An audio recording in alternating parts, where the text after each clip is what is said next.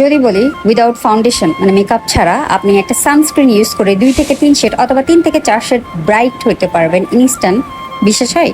So আজকে আমি এটা রিভিউ করব। কম বাজেটের মধ্যে যারা একটা ভালো সানস্ক্রিন চাচ্ছেন এটা তাদের জন্য, যারা রেগুলার বাইরে আসা যাওয়া করে। সো বাজেট ফ্রেন্ডলি একটা সানস্ক্রিন খুব বেশি নিডেড। অ্যান্ড আরেকটা কথা হচ্ছে, এই সানস্ক্রিনটা ইউজ করলে মেকআপ করতে হবে না, ট্রাস্ট মি। এটা আমি অনেক রিভিউ দেখছি অনলাইনে, দেখার পর আমি নিয়ে নিলাম একটা পেজ থেকে।